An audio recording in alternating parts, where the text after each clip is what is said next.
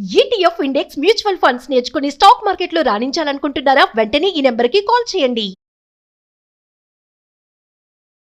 అక్షయ తృతీయ దగ్గర పడుతుంది. బంగారం ధరల పరిస్థితి ఏంటి? ఎవరు ఊహించిన విధంగా యుద్ధం ఇంకా కొనసాగుతూనే ఉంది.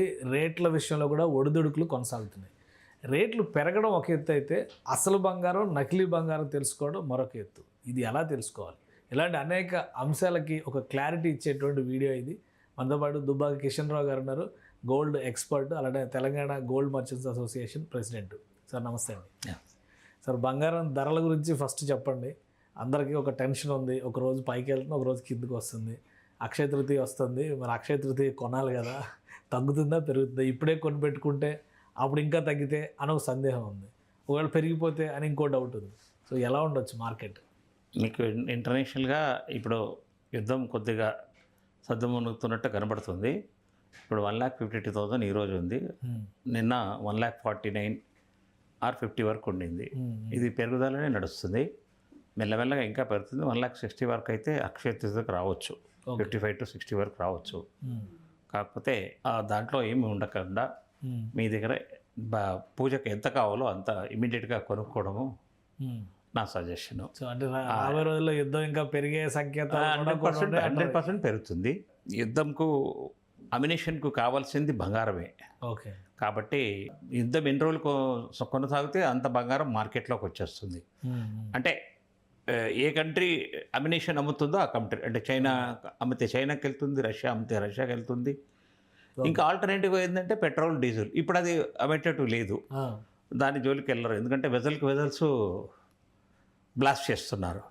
కాబట్టి gold is the safest metal among the shares అయినా వేరే ప్రోడక్ట్స్ అయినా.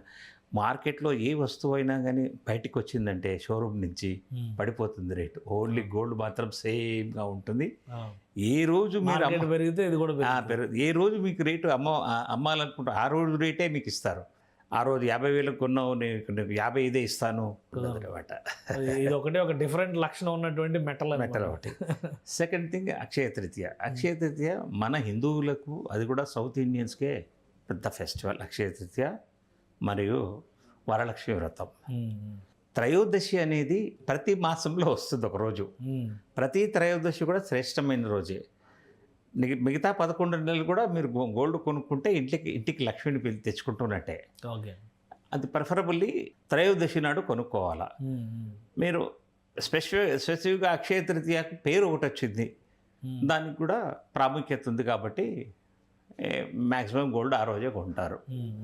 ఇది కాకుండా వరలక్ష్మి వ్రతం మనకి మెయిన్ ఫెస్టివల్. సరే, అక్షయ తృతీయకి బంగారం కొనాలనేటువంటి సెంటిమెంట్ అంటే స్వతహాగా మన వాళ్ళు, తెలుగు వాళ్ళే ఎక్కువ అలా ఇష్టపడుతున్నారా, లేదంటే దేశం మొత్తం ఇదే ట్రెండ్ ఉందా?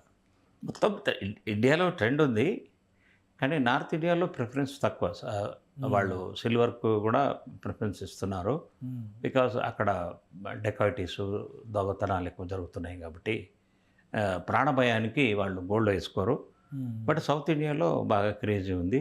తెలంగాణ, ఆంధ్ర కాకుండా కర్ణాటకలో, తమిళనాడు అండ్ కేరళలో కూడా గోల్డ్కు బాగా. కేరళలో మరి పెద్ద పెద్ద ఆభరణాలు వేసుకుంటారు. అవును, డిజైన్స్.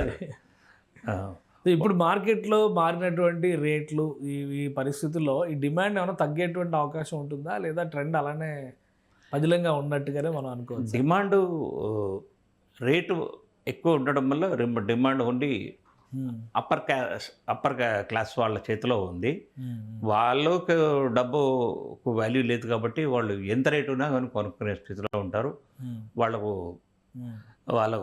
2 లక్షలైనా కానీ వాళ్ళకి ఏం పెద్ద డిఫరెన్స్. అంటే రాను కామన్ మ్యాన్కి లేదా మిడిల్ క్లాస్ ఫ్యామిలీస్కి గోల్డ్ దూరం అయిపోతుంది, కొంచెం దూరం అవుతుంది. ఆల్రెడీ అయింది, అవుతుంది. సరే, ఇంకొకటి, అసలు అక్షయ తృతీయ అనేది ధనత్రయోదశి, అక్షయ తృతీయ ఇట్లా ఈ పేర్లు పెట్టేది బంగారం కొనించడానికే. మార్కెట్లో బంగారం షాపుల వాళ్ళు అనుసరించే విధానం ఇది అని చెప్పి అంటారు. ఇది నిజంగా అలాంటిదా, లేదా పండగల పరంగా కూడా ఏమైనా సెంటిమెంట్ ఉందా దీనిలో? ఇది అక్షయ తృతీయ చాలా ఆస్పీషియస్ డే. ఇది లక్ష్మి నేను కోరుకునే డే. ఏదైనా మెటల్ కొనుక్కోవడానికి మెటల్ మాత్రం కంపల్సరీ ఆ రోజు కొనాలా.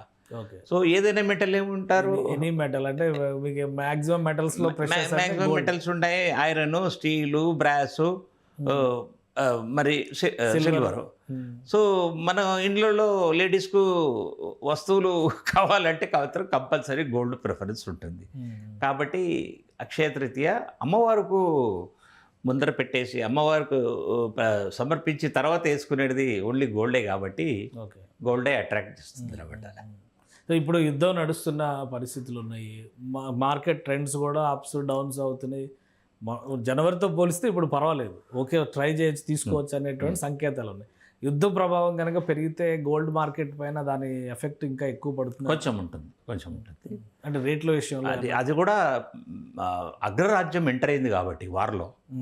వేరే చిన్న కంట్రీస్ పోరాడుకుంటే ఆఫ్ఘనిస్తాన్, పాకిస్తాన్, లేకపోతే 2 అరబ్ కంట్రీస్ పోరాడుకుంటే ఇలా ఉండదు. ఇది అగ్రరాజ్యం అమెరికా ఎంటర్ అయింది కాబట్టి ఈ గోల్డ్ మీద ప్రభావం పడింది రావచ్చు. ఇప్పుడైతే మీకు ఈ 15 రోజులలో ఎక్కువ మార్పులు రాకపోతే 5,000 పెరగవచ్చు. కాకపోతే అక్షయ తృతీయకు పెరుగుతుందని ఏం లేదు, పెరిగితే పెరగవచ్చు. 1,000 రూపాయలు, 500, 2,000 అంతేగాని ఇంకా 10,000, 20,000 పెరుగుతుందని గట్ట అనుకో.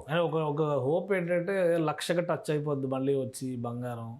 లాస్ట్ ఆగస్టు సెప్టెంబర్లో ఎట్లా ఉందో అలా 70,000కి వచ్చినా ఆశ్చర్యపోవాల్సిన అవసరం లేదు. అన్ని చాలా స్పెక్యులేషన్స్ వస్తున్నాయి. అదన్నీ సిల్వర్లో. ఓకే. గోల్డ్లో ఎప్పుడు జరగదు. ఏదో మొన్న ఒక్కరోజు మాత్రం 1,41,000 వరకు వచ్చింది మీకు లాస్ట్ ఇంటర్వ్యూలో. అదొక్కటే కానీ అది కూడా ఎన్ని రోజులు ఉంది? 3 రోజులే ఉండింది. 40 ఏళ్ల తర్వాత వచ్చిన ఫాల్ అది. అవును, ఓన్లీ ఆ 18,000, 20,000 దాకా పడిపోయింది. ఆ ఒక్క వారం 10 రోజుల వరకే పడిపోయింది. అది కూడా వార్ అనిశ్చితి ఉంది కాబట్టి, డెసిషన్ మేకర్స్ లేరు కాబట్టి అది అయింది. ఇప్పుడు మాత్రం అలాంటి ప్రమాదం ఏం లేదు, మీరు నిశ్చింతగా తీసుకోవచ్చు. సో ఒక బంగారం కొనుక్కోవాలనుకునే వాళ్ళు ఆలోచించి అవకాశం చూసుకుని వాళ్ళకి ఎంత కావాలో అంత చూసుకుని ఈ రోజు కొన్నా ఒకటే, బహుశా ఈ వారం 10 రోజులు ఎప్పుడు కొన్నా దాదాపు ఒకటే ట్రెండ్ ఉంటుంది. మ్యాక్సిమం 1,000-2,000 ఎక్కువ తక్కువ అంతే. ఓకే. మీకు 10,000-20,000 మాత్రం మర్చిపోండి. ఓకే.